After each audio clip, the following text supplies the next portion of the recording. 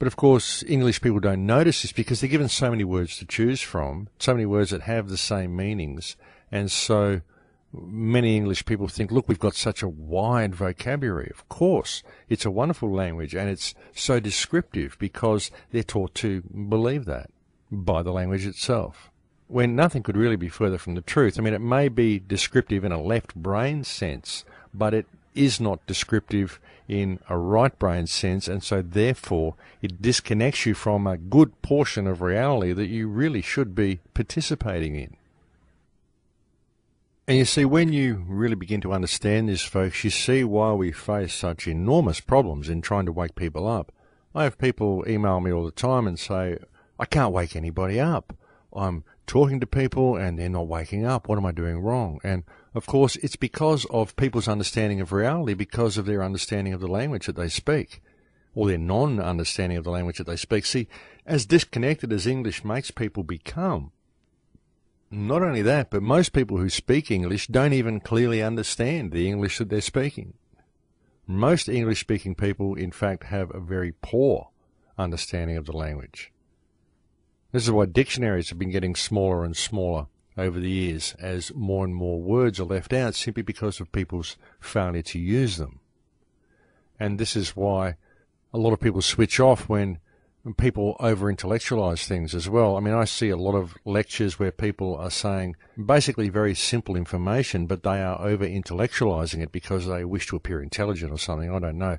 That's something that I've very much attempted to do with these radio shows, is not to use big words and not to obfuscate what I'm trying to say, and just to keep things very, very simple, keep things in layman's terms, because I believe that if you over-intellectualize something that is basically very simple, then all you're doing is confusing people. And if you can't explain something in a simple manner, then I really believe the reason is because you don't fully understand it yourself, and so you are forced to over-intellectualize the information. And I've found that over-intellectualizing, when you talk to people, tends to basically scare them. They sit there and they nod, oh yes, yes, and they pretend that they know what you're talking about very often, but very often they don't. And if they do, then you'll find that what they will give you is an over-intellectualized response, because they get this little insecurity thing happening where, wow, this guy is so intelligent, he speaks in such big words that I now need to respond to him in a like manner, or he is going to judge me as being unintelligent. So again, we police ourselves and we believe that it's all about our status in any given situation. And this, of course, can develop into intellectual ego wars, where people start intellectually competing with each other for the "I'm the most intelligent one at the table" title. And of course, folks, it's all about division, and people do this because they're trained to do this, they're trained to think this way, and all of these things contribute to people remaining divided, and they also contribute to people not being open to other information, because very often when you say something to someone, they'll say, oh yeah, I knew that, and then they close themselves off to finding out anything from the encounter or from having any new information imparted to them. Many people have very closed, boxed views of reality. Even a lot of researchers, they've gone down a particular rabbit hole and they're only open to information that reinforces their particular version of reality.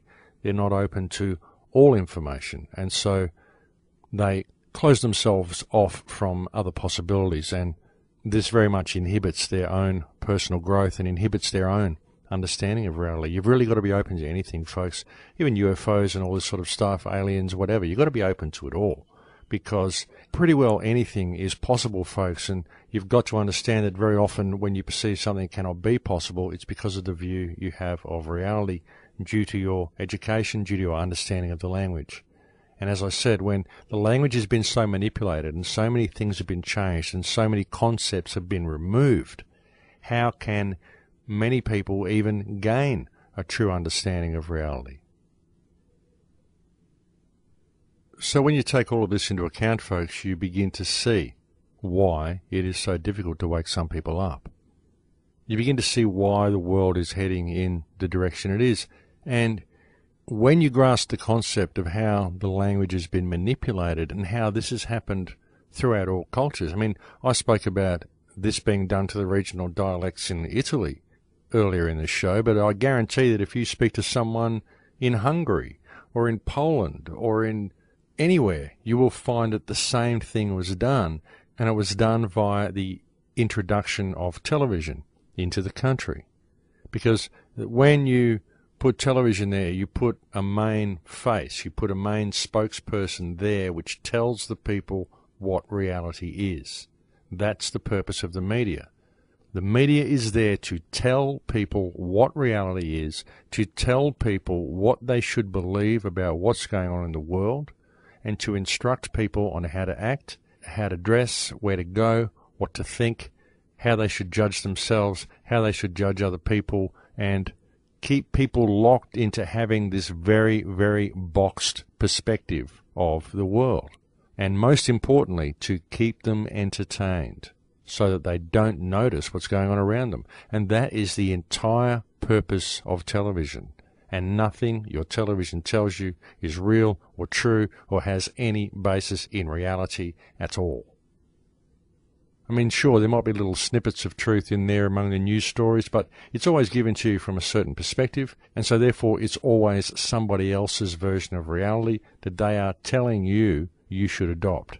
That's what television is. And television has been the single most important tool of brainwashing that has ever been inflicted against society. You see, folks, even though television gives people this false version of reality, or the perspective of reality that the government wants you to have, most of what you see on television comes in the form of subtext. That's where all the programming takes place. And if you don't know what I mean by subtexts, it's the underlying message in the things that you watch. Most movies that you watch are there for predictive programming. Most of the little comments that they have on the news are there for predictive programming. You see, this is why I always have two news reporters that interact with each other in certain ways. And they joke about certain things, and they give each other little looks about certain things. And this portrays a mood to the people, and the people adopt that mood.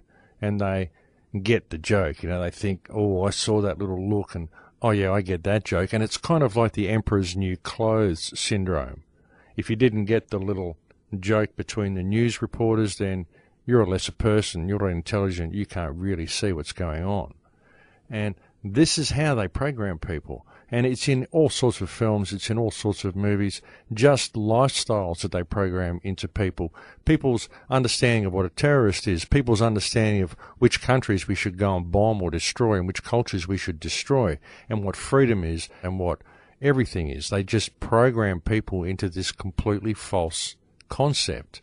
And most of it, 90% of it, on television and in movies is done through subtext. When I go and watch a movie, I go there specifically to see what the subtext is in the movie. I'm not really that interested in the story, but if it's a popular movie and a lot of people are seeing it, I like to see what it is because I like to see what subtext people are being programmed into believing reality is.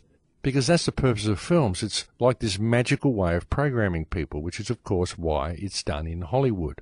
Hollywood is what is always used to program people. And as I've mentioned in my films, this goes way back to Druidic rituals, when the magic wands that the Druids would use were made of wood from the holly tree, because that's what you use to program people. That's what you use to weave magic spells and to manipulate reality, according to these energetic rituals. And that's what we basically see with a lot of what's in the films as well, is these energetic rituals. And we get people participating in these rituals by participating in the television, by giving their attention and interacting with the television in an emotional way. It all contributes to charging the energy field. It all contributes to the manipulation of human consciousness. It's all extremely clever, and it's all done very much by design. It's fascinating, folks, actually, when you really start looking into all this stuff. I mean, I used to talk about these sorts of things a lot on some of the earlier shows that I did back in 2009 or 2010. Most of these shows were about energy. And I've really spoken about it so much that it's really not even worth me going into it again. I mean, you really just could go back to the Crowhouse archives and listen to any of those earlier shows, because this is what I was mainly talking about. Lately, on recent shows over the years, I've been kind of more focused on the global situation in regard to applying yourself to reality around you, how we can work to change things and shift things. And I've been doing this because as the situation's been escalating in the world, I've just felt a need to do this. I've just thought that, well, I've done enough about energy now, so people really should understand it. And we are facing some serious situations, so perhaps I should start focusing more on what's happening in the now and how people can apply themselves to dealing with that. And so that's why the shows have probably changed a little bit over the last 18 months or so, simply because things have been getting a little bit urgent. And the more I see people waking up and the more I see others projecting fear at them, the more I feel the need to address these important issues, only to do it from a perspective of the correct energetic state and just see if we can't make a difference in that way. Because I think that as people wake up, we need to know how to apply ourselves to reality around us. There's no good waking up, getting angry, and channeling that anger into the wrong direction. You've got to be able to channel it into positive change, and you really do need to understand what reality is in order to do that. But I think it's break time here, folks, so I'll leave it there for now, and we'll go and have a break. Thank you for spending this time with me today, and I'll talk to you again in a few minutes.